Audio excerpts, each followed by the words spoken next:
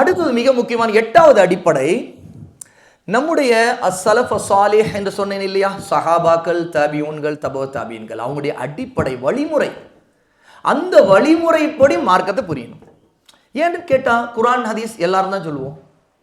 ஒவ்வொரு ஜமாத்துக்கும், ஒவ்வொரு அமைப்புக்கும், ஒவ்வொரு கட்சிக்கும் எல்லாருக்குமே குர்ஆன் ஹதீஸ் ஆதாரம் இருக்கு. எப்படி? அவங்கவுங்க விளங்கியபடி அது ஆதாரம். ஒரே ஹதீஸ் அல்லது ஒரே குர்ஆன் ஆயத் அவர் விளங்கிய மாதிரி ஒன்று சொல்லுவார், இவர் விளங்கிய மாதிரி ஒன்று சொல்லுவார், நான் விளங்கிய மாதிரி ஒன்று சொல்லுவேன், ஒவ்வொருத்தருக்கும் ஒவ்வொருத்தரும் விளங்குற மாதிரி ஒன்று சொல்லுவார். அப்போ எதுக்கு சரியான விளக்கம்? இப்போ நான் எந்த விளக்கத்தை அளவுகளாக வச்சு நான் இது யாருடைய இது சரின்னு நான் நினச்சி உரைச்சி பார்க்கறது? Everything there is a touchstone to identify the right thing. உண்மைதானே? இப்போது வைரத்தை டச் ஸ்டோன் இருக்குதுல்ல, உரைகள், அது உரைச்சி பார்ப்பாங்க, இது உண்மையானதா இல்லை டூப்ளிகேட்டா?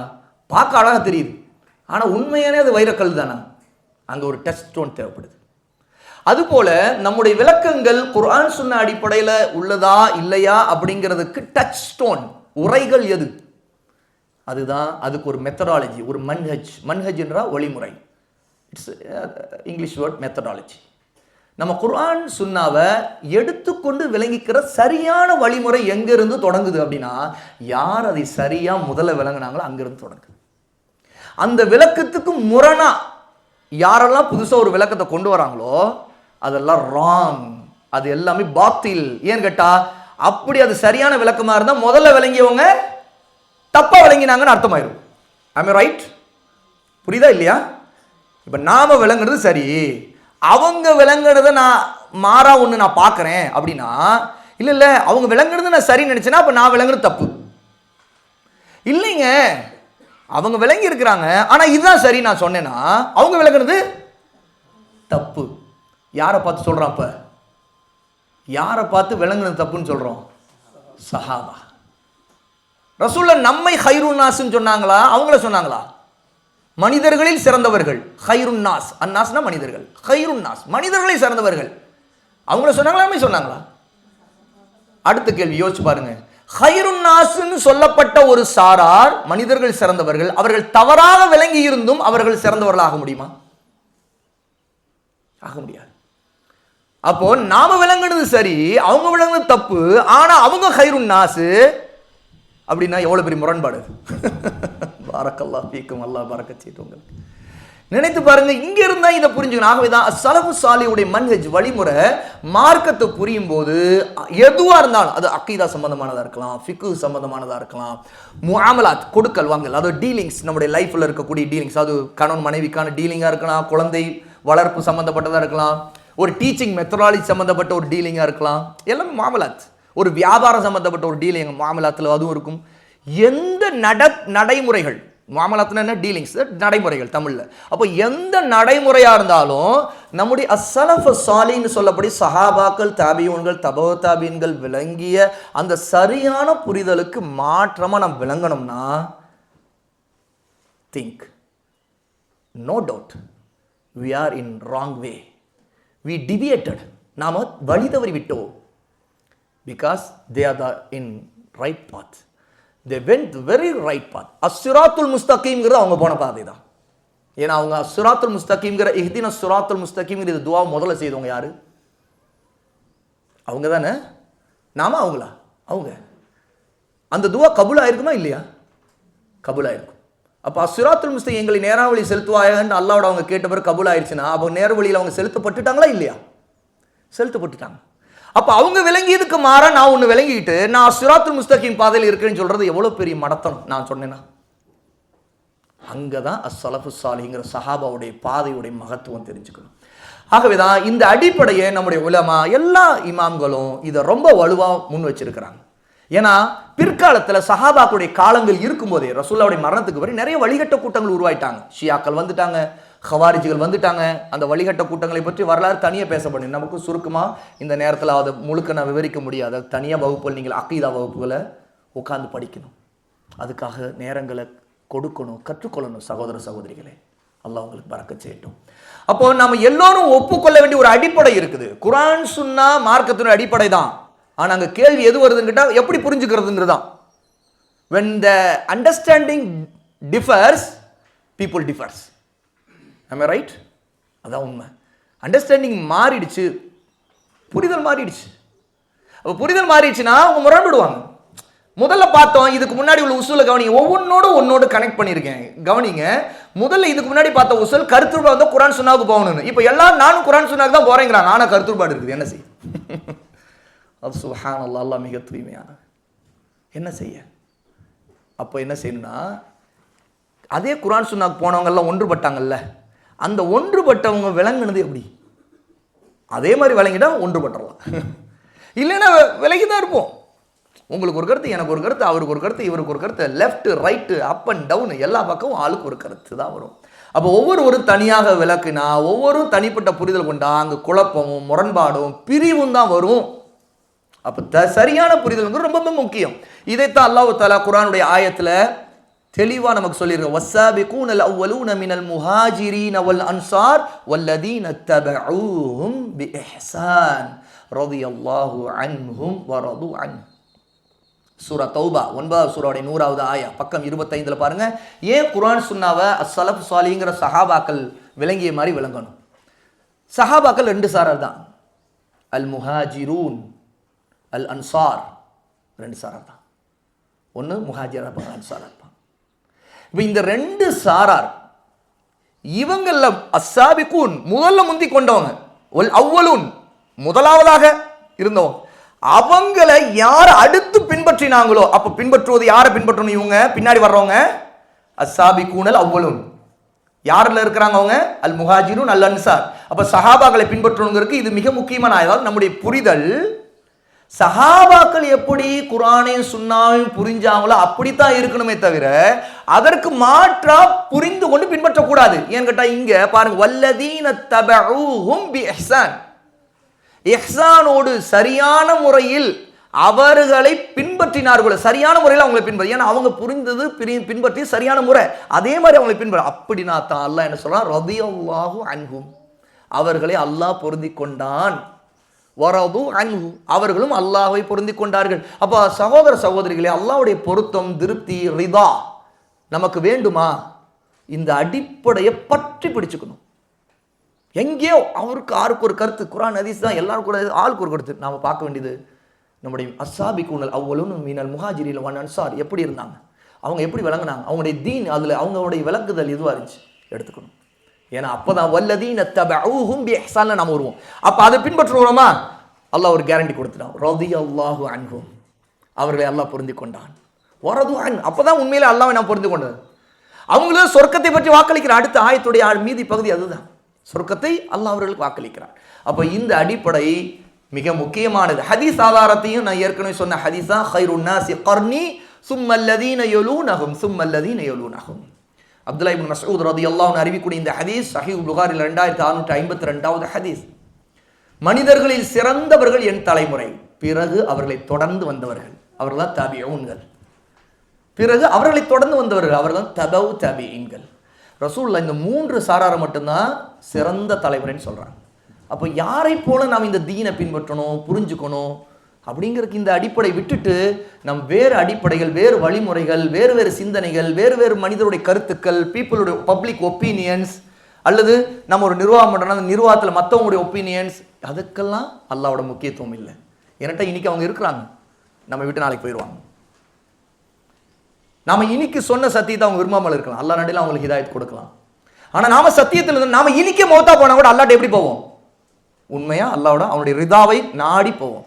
மற்றவங்களுடைய மனிதனுடைய திருப்திக்காக நம்முடைய கருத்துக்கள் அல்லாஹும் நபியும் கற்றுக் கொடுத்த தீனுடைய வழிமுறை புரிதலுக்கு மாற்றமாக நாம போனா என்ன ஆகும் தெரியுமா? அவங்க நாளைக்கு வரமாட்டாங்க.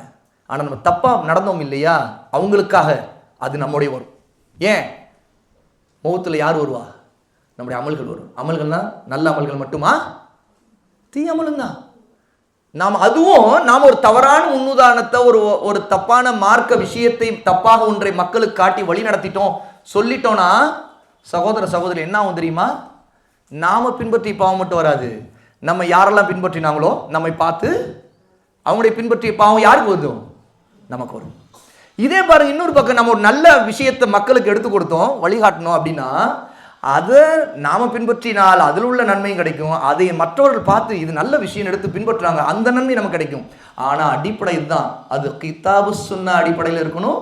நம்முடைய சஹாபா, நம்முடைய சலஃபாகி முதல் சமுதாயமாக நம்முடைய மூதாதையர்கள் அவங்க தீனாக கற்றுக் கொடுத்த வழிமுறையில் இருக்கணும். அதுக்கு மாற்றமா இருந்தா நம்ம ஹைருன் நாஸ்ல மனிதர்கள் சிறந்தவர்கள் அவங்களை பின்பற்றிய கூட்டத்தில் வரமாட்டோம். நாம மனிதர்கள் கெட்டவர்கள் வந்துடும். ஏன்னா அவர்களுக்கு மாறு செய்தா, அவர்களுடைய மார்க்க வழிமுறைக்கு மாறா நடந்தோம்னா நம்ம நல்லவங்களா? அல்லாஹ்விடம் சிறந்தவங்களா? கெட்டவங்க, ஹைரான மனிதர்கள் இல்லை. ஷர், நம்ம தீமையை ஏற்படுத்துவோம், நமக்கும் தீங்கு செய்துக்குவோம், மக்களுக்கும் தீங்கு செய்வோம், குடும்பத்தாருக்கு தீங்கு செய்வோம், நம்மோட இருக்கிற நண்பர்களுக்கு தீங்கு. நம்மை நம்பி நல்ல விஷயம் சொல்லுவான் அப்படின்னு நம்மை நம்பி ஒருத்தன் கூட வருவான், அவனை இங்கே எடுத்துருவோம். நம்முடைய சகோதரி நல்ல சகோதரி அப்படின்னு சொல்லிட்டு அந்த சகோதரி பின்பற்றி இருப்பான். ஆனால் இந்த சகோதரிக்கு மார்க்கு அறிவு இல்லாமல் அந்த பெண்ணை வழி எடுத்துருவான். ஏன்னா அவங்களே செய்தாங்க, அவங்க சொன்னாங்க நான் செய்கிறேன் அப்படிம்பாங்க. அப்போது தீமையான மனிதர்களை நாம் ஆகிவிடுவோங்கிறதையும் இங்கே புரிஞ்சுக்கணும். அப்போது முக்கியமான கருத்து இதுதான் இந்த தலைப்பில். முதல்ல சலஃபு சாலிஹினா முதல்ல சஹாபாக்கள், தாபியுங்கள், இவங்களைத்தான் சொல்லப்படும். அதுக்கு பிறகு வந்தவங்கெல்லாம் யார் அவங்களை பின்பற்றி அவங்க சிறந்தவங்களாக மாறுவாங்க. அப்போது ஏன் அவங்களுடைய புரிதல் முக்கியம் பாருங்க, பக்கம் 26 அவர்கள் நேரடியாக நபி ஸல்லல்லாஹு அலைஹி வஸல்லம் இருந்தாங்க. ஏன் சஹாபாக்களுடைய புரிதல் முக்கியம் கவனிங்க, நேரடியாக அவங்க நபி ஸல்லல்லாஹு அலைஹி வஸல்லம் இருந்தாங்க. ரெண்டாவது, குர்ஆன் இறங்கிய சூழ்நிலையில் அந்த அட்மாஸ்பியரில் அவங்க இருந்தாங்க, அதை அறிஞ்சுக்கிட்டாங்க. அடுத்து நேரடியாக ரசூலுல்லாஹ்வோட மார்க்கத்தை கற்றுக்கொண்டாங்க. நம்மை போலவா இல்லை, ஏதோ ஒரு டவுட் வந்துச்சு, ஏதோ ஒரு மார்க்க விஷயம், யார்கிட்ட போய் நின்றாங்க அவங்க? சஹாபா ரசூலுல்லாஹ்வோட போய் நின்றாங்க. அதுவும் அவங்களுக்கு வரக்கூடிய டவுட், அவங்களுக்கு வரக்கூடிய கேள்விகளுக்கு அல்லாஹ் தஆலா குர்ஆனுடைய ஆயத்துக்கள் இறங்கின. அவங்க ஒரு கேள்வியை ரசூலுல்லாஹ்ட்ட கேட்பாங்க, ஆனால் ஆயத்து அல்லாஹ்வோட வந்து இறக்கப்படுது, வானத்திலிருந்து இறக்கப்படுது. அப்போ அவங்க தர்பியா பெற்றது யாரிடம்? ரசூலிடம், ஹாத்தமுன் நபி, கடைசி நபியிடம், கடைசி உம்மத்திலே அவங்க தான் முதல் சமுதாயம். இனி வரக்கூடியவங்க எல்லாம் அவங்கள தான் பின்பற்றி ஆகணும். ஆகவே அல்லாஹ் தேர்வு செய்து மிகச்சிறந்த கூட்டத்தை, அதுவும் மனிதர்கள் ஜாகிலியத்தில் இருந்தவங்களை மிகச்சிறந்த மனிதர்களாக காட்டுவதற்கு அவங்க எடுக்கப்பட்டாங்க, தேர்வு செய்யப்பட்டாங்க. ஆகவேதான் அவங்க புரிதல் மிகச்சிறந்த புரிதல் அப்படிங்கிறத நம்முடைய இமாம்கள் சொல்லியிருக்கிறாங்க. இமாம் இப்னு தைமியா சொல்றாங்க, குர்ஆன் சுன்னாவை சஹாபாக்கள் புரிந்து கொள்வதுதான் நேர்வழி. இமாம் மாலிக் சொல்றாங்க, இந்த உம்மத்துடைய இறுதி தலைமுறையை திருத்துவது முதல் தலைமுறை எது திருத்துச்சோ அதுதான். அப்போ இன்னைக்கு சீர்திருத்த மெத்தடாலஜிஸ் இருக்குல்ல சகோதரிகளே, கவனிங்க, ஒவ்வொருத்தரும் ஒவ்வொரு மெத்தடாலஜி சொல்லுவாங்க. இப்படி செய்யலாம், அப்படி செய்யலாம், அப்படி செய்யலாம், இப்படி இது வா இன்னோவேட்டிவ். மக்கள் நினைப்பாங்க, மக்களுக்கு ஏதோ ஒரு சில விஷயங்கள் புதுசாக கேட்டால் யதார்த்தமாக மனிதன் என்ன ஆகிறான்? ஈர்க்கப்படுறான். அது உணவுலையும் ஈர்க்கப்படுறான், அதோடைய மனம் கூட தெரிஞ்சிருக்காது. வீடியோவை பார்த்துட்டு சாப்பிட்டு பார்க்கணும், எப்படி இருக்குன்னு தெரியணும். இன்னோவேட்டிவா ஒருத்தன் புதுசாக ஒன்று செய்கிறான், இன்க்ரீஸ் புதுசாக போடுறா, இந்த வீடியோ பார்த்தேன், அது போடுறது இது அது இதெல்லாம் போடுறோம், இப்படிலாம் போடுவாங்களா, அது எப்படி இருக்கும் டேஸ்ட்டு? மனிதனுடைய இயல்பு இது, புதுசாக பார்த்தாலும் ஈர்க்கப்படுறது. அதனால தான் தீனுடைய விஷயத்திலும் மார்க்கன்னு ஒன்றா, இதனால் இது நல்லது, இதை செய்யலாம், இதில் என்ன தப்பு, என்னை பொறுத்தவரை சரிதான், இதில் என்ன தப்பு, இப்படித்தான் மனிதன் ஈர்க்கப்படுறான். ஆனால் இமாம் மாலிக் சொல்கிறாங்க, முதல் தலைமுறை எது சீர்திருத்துச்சோ அதுதான் கடைசி தலைமுறையும் சீர்திருத்தம். எவ்வளோ மாற்றங்கள் உலகத்தில் வரட்டும், ஆனால் அல் குர்ஆன் சுன்னா மட்டும்தான் சிறந்த சமுதாயம் உருவாக்கும். மற்றதெல்லாமே டெக்கரேஷன் தான், அட்ராக்ஷன் தான், அல்லது இன்னோவேஷன்ஸ் தான். அதெல்லாம் நம்ம வந்து இன்னும் சொல்ல போனால் டேஞ்சர்ஸ். ஆனால் டேஞ்சர்னா நம்ம ஓடி போயிடுவோம் அதை விட்டு. ஷைத்தான் எப்பவுமே ஒரு வழிகேட்ட பாவத்தை, எப்பயாவது வழிகேடு பாவத்தை எடுத்தோடனே அருவருப்பாக காட்டுவானா? அருவருப்பாக மனித இயல்பு என்ன? அருவருப்பாக விலகிடுவோம். ஆனால் அலங்கரித்து காட்டா, ஒரு சினிமா பார்க்குறான் ஒருத்தன், அந்த காட்டக்கூடிய காட்சிகள் எவ்வளோ அலங்காரமாக எவ்வளோ மனசு ஈர்க்குதோ, ஒரு இசையை கேட்குறான் எவ்வளோ ஈர்க்கப்படுதோ, அதுக்கேற்ற மாதிரி ஈர்க்கும். இல்லாட்டி என்ன செய்ய, அந்த பாட்டு பிடிக்கல, அந்த மியூசிக் நல்லா இல்லை, அது காதெல்லாம் கிழியுது, அந்த காட்சி பார்க்கவே அருவருப்பாக இருந்துச்சு, ரொம்ப பயமாக இருந்துச்சு, நான் இனி பார்க்கவே மாட்டேன், அது பேய் படம், நான் பார்க்கவே மாட்டேன், எனக்கு பயமாக இருக்குது, நைட் தூங்க முடியல. என்ன புரியுது இதுலேருந்து? உள்ளம் எப்போதுமே எதை ஈர்க்குதோ அது அலங்காரமாக இருந்தால் தான் ஈர்க்கும். அதனால தான் மனிதர்கள் எப்பவுமே எளிமையின் பக்கம் ஈர்க்கப்படுறதை விட ஆடம்பரத்தின் பக்கம் ஈர்க்கப்படுறாங்க. உண்மையா இல்லையா? ஏன்? ஷைத்தான் எப்பவுமே ஆடம்பரத்தின் மூலமாக வீண் விரயத்தை செய்வான். வீண் விரயத்தை செய்பவர்கள் யாருடைய தோழர்கள்? ஷைத்தானுடைய தோழர்கள். ஷைத்தான் என்ன செய்வான்? எல்லாரையும் ஷைத்தானின் தோழர்களை ஆக்க விரும்புகிறோம். அல்லாஹ் பாதுகாக்க. அப்போ என்ன ஆகுதுன்னு கேட்டால், ஆடம்பரத்தின் மூலமாக வீண் விரயத்தின் மூலமாக ஷைத்தானின் தோழர்களாக நம்ம ஆயிட்டோம்னா அதே மாதிரி சிந்தனை உள்ள ஷைத்தான்கள் நம்மளோட சேர்ந்து ஜாயின் பண்ணிக்குவாங்க. ஆனால் எளிமையின் மூலமாக பரக்கத்தை நாம் நாடிட்டோம்னு வைங்களேன், பல விஷயத்தில் அதில் நம்ம முதல்ல எளிமை ஒரு பெரிய இஹ்லாஸை கொடுக்கும். என்ன இஹ்லாஸ்? நாம் எப்பவுமே அல்லாஹ்வுக்காக தான் செய்வோம். ஏன்னா எளிமையாக இருக்கிறவங்க யாரும் பாராட்ட மாட்டாங்க, புகழ மாட்டாங்க. சிம்பிளிசிட்டி உடனே புகழ்ச்சி. பாருங்க, ஒரு பெரிய பணக்காரன் சிம்பிளாக இருக்கானு, அவன் பணக்காரனாக இருந்து சிம்பிளாக இருக்கான், அதனால தான் அவன் பாராட்டப்படுவான். ஆனால் ஒருத்தர் ஏழையாக இருக்கிறான், அவன் ஆடம்பரமாக வந்தானா, வா எப்படி உனக்கு இவ்வளோ காசு கிடைச்சு, பெரிய ஆளாயிட்டான் போல தெரியுது. அப்போ அவனை சுற்றி மக்கள் வர ஆரம்பிச்சிருவான். அவன் ஏழையாக இருந்தாங்க, அவன்கிட்ட இனி அடையலாம். ஆனால் பணக்காரனை பார்த்தா அவன் இவ்வளோ பணம் இருந்து இவ்வளோ சிம்பிளா, ஓ பணம் இருந்தும் சிம்பிளாக இருக்குன்னா ஹி இஸ் கிரேட். அதனால தான் அந்த பணம் இருந்தவன் சிம்பிளாக காட்டுறான்ல, அப்போ அவன் கிரேட்டாக மக்கள் பார்க்கப்படுவான். அப்போ எப்போ மனிதர்கள் இந்த சிம்பிளிசிட்டிங்கிறது மக்கள் விரும்புறதில்லை. அது ஈர்க்கப்படணும்னா அதுக்கு ஒரு பேக்ரவுண்ட் இருக்கணும், அது ஊக்குவிக்கக்கூடிய ஒரு பின்னாடி ஒரு உந்து சக்தி இருக்கணும். அதனால தான் ஷைத்தான் என்ன செய்கிறாங்கிட்ட எப்பவுமே மனிதர்களை ஈர்க்கறதுக்கு எப்பவுமே அலங்கரிச்சு, அதனால தான் அல்லாஹ் தஆலா சொல்றான், ஷைத்தான் உங்களுக்கு அலங்கரித்து காட்டுகிறான் அப்படிங்கிறான். ஜக்காத் கொடுக்கக்கூடாதுன்னு எப்படி ஷைத்தான் தடுக்கிறான்? வறுமையை கொண்டு அச்சுறுத்துக்கிறான். ஜக்காத் கொடுக்காத, சதக்கா செய்யாத, உண்டு இருக்கிறது போயிடும். அப்போ இருக்கிற கண் கூட அவன் கொடுத்தா இன்னொருத்தனுக்கு போயிடுதுல, அப்போ அதை கொண்டு நீ வறுமைக்கு போயிடுவ, கொடுக்காத. ஆனால் அல்லாஹ் தஆலா என்ன சொல்கிறான்? அல்லாஹ் அவன் கனி, அவன் தன்னுடைய கொடைத்தன்மையால் உங்களுக்கு பல மடங்காக திருப்பி தருவான். ரசூலுல்லாஹ் சொல்றாங்க, சதக்கா செல்வத்தை பெருக்கும்ங்கிறாங்க. தலைகளா இருக்கு பார்த்தீங்களா, ஷைத்தான் அச்சுறுத்துறான் வறுமை கொண்டு, ஆனால் சதக்கா செல்வத்தை பல மடங்காக பெருக்குங்கிறாங்க. அப்போ நாம எப்பவுமே வெளிப்புற விஷயங்களை தான் பார்க்கிறோம் சகோதரிகளே. அல்லாஹ் நம்மை மன்னிக்கணும். அப்போ பாருங்க, ஹதீஸ்ல கருத்துருவா வரும்போது எப்படி நடந்துக்கணும்? வ இன்னஹு மயைஷ் மின்கும் ஃபஸயர இக்திலாஃபன் கஸீரா. உங்கள் யார் நீண்ட காலம் இருப்பீர்களோ அவர்கள் அதிகமான கருத்து வேறுபாடுகளை பார்ப்பீர்கள். சரி, என்ன செய்யணும்? அப்போ அந்த நோய், அந்த பிரச்சனையை நம்ம எதிர்கொள்றோம்னா, ஃபஅலைக்கும் பிசுன்னதி வ சுன்னத்தில் குலஃபாஇர் ராஷிதீனல் மஹ்தியீன்.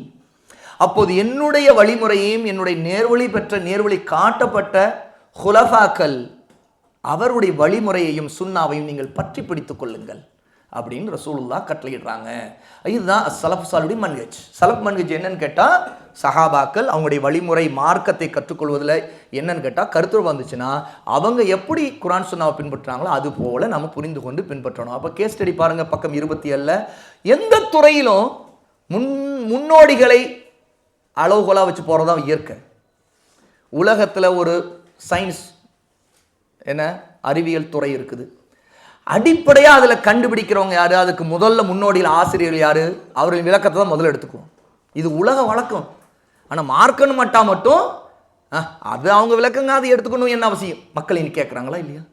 சஹாபாக்கள் செய்தாங்க, அதை எதுக்கு நம்ம எடுத்துக்கணும் அப்படின்னு? இது எவ்வளோ பெரிய முரண்பாடு பாருங்க. உலக விஷயம் கண்டா அந்தந்த துறையில் எக்ஸ்பர்ட்ஸ் யாரோ அவங்க என்ன சொல்றாங்க அதை பார்க்கணுமா? அவங்களுடைய விளக்கத்தை எடுத்துக்கணும், அந்த அடிப்படையை பின்பற்றணும் அப்படிங்கிறாங்க.